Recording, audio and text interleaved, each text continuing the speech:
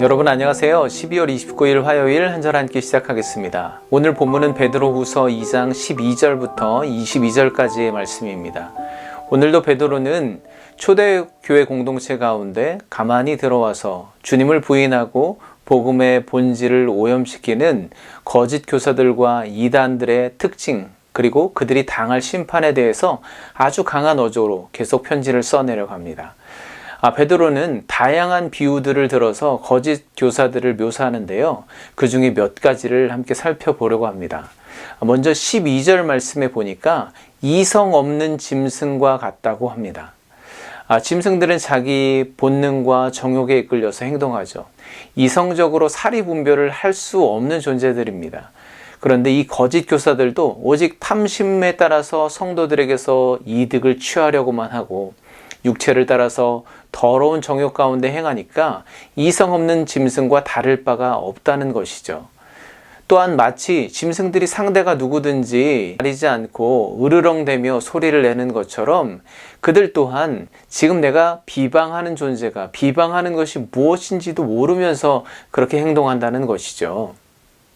그러므로 그들이 당할 최후도 잡혀 죽는 짐승과 같을 것이라고 합니다. 베드로는 이 사람들이 본래 잡혀 죽기 위하여 태어난 이성 없는 짐승과 같다고 그렇게까지 말할 정도입니다. 정말 무서운 말씀이죠. 어제와 오늘 베드로는 거짓 교사와 이단들의 특징을 하나하나 꼬집으면서 아주 철저하게 비판하고 또 심판을 경고하고 있습니다. 그런데 저는 이 말씀을 묵상하면서 왠지 제 마음이 참 찔리고 아팠습니다. 혹시 내가 그들처럼 되어가고 있지 않은가, 그들의 자리에 서 있지 않은가 돌아보게 되는 말씀이었습니다. 그 중에 또 한 말씀이 17절 말씀입니다. 함께 보겠습니다. 이 사람들은 물 없는 샘이요 광풍에 밀려가는 안개니 그들을 위하여 캄캄한 어둠이 예비되어 있나니. 아멘. 거짓 교사들은 참 교묘하게 사람들이 듣고 싶어하는 또 알고 싶어하는 말들을 잘 지어내서 성도들을 유혹합니다. 그런데 그들의 실상은 마치 물 없는 샘과 같다고 합니다.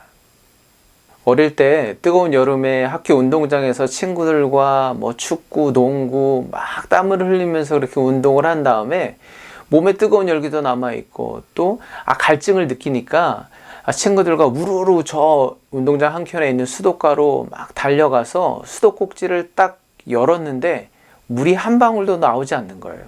여러분, 그 상황을 한번 상상해 보시기 바랍니다. 얼마나 허무했겠습니까? 그런데요, 그런 상황이 사막 한가운데서 일어났다고 하면 어떨까요? 그냥 허무함으로 끝나버릴 문제가 아닙니다. 생명이 위태한 상황입니다. 베드로는 거짓 교사들이 그런 존재라고 말하는 겁니다.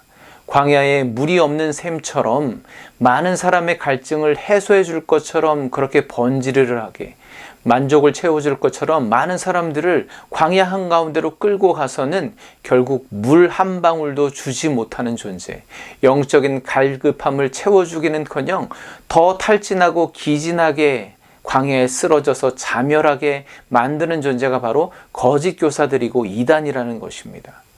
뿐만 아니라 그들은 광풍에 밀려가는 안개와 같습니다. 그들의 실체는 마치 안개와 같은 건데 무언가 있는 듯 하지만 명확하게 보여지지는 않죠. 기대할 듯하게 만들긴 하지만 사실은 실상이 없는 존재들입니다.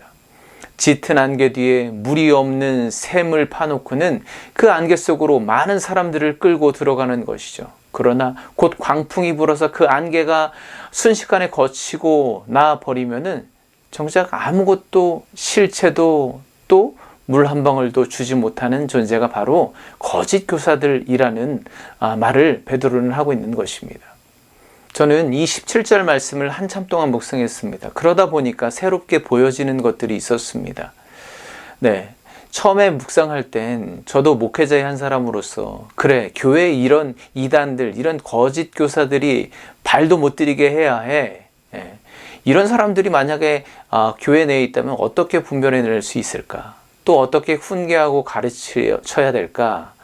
그쪽으로 묵상을 하게 되었는데 이상하게 점점 묵상할수록 제 마음이 불편해졌습니다. 그러다가 문득 이런 생각이 마음에 들어왔습니다. 오늘 이 베드로의 말씀은 우리 교회 공동체 어딘가에 꽁꽁 숨어 있는 어떤 이단들, 또 불순한 그런 세력들, 그런 거짓 교사들을 말하는 것이 아니라 바로 나에게 하시는 말씀이구나라는 것이죠. 이 사람들은 물 없는 샘이요 광풍에 밀려가는 안개니, 이 사람들이 바로 나를 말씀하시는 거구나라는 생각이 제 마음 가운데 문득 들어오게 되었습니다. 바로 내가 물이 없는 샘이고 그 안개가 아닌가? 그렇게 한참을 정말 내가 그런 사람이로구나 생각할 수밖에 없었습니다. 나는 복음을 가르치는 교사이고 또 목양하는 목회자로서 정말 많은 영혼들을 영적인 갈급함을 채워줄 영생의 샘물로 인도하고 있는가? 이미 그 샘물이 말라버린지도 나 자신도 모른 채 이런저런 교묘하게 지어낸 말들로 사람들을 일단 불러 모으기에 혈안이 되어 있지 않은가? 갈증을 해소하려고 찾아오는 많은 사람들을 더 갈급하고 기진하게 지쳐 쓰러지게 만들고 있지는 않은가? 사실 제가 목회자로서 큰 고민을 한 적이 있었습니다. 그때가 언제냐 하면 목사 안수를 받기 전이었습니다.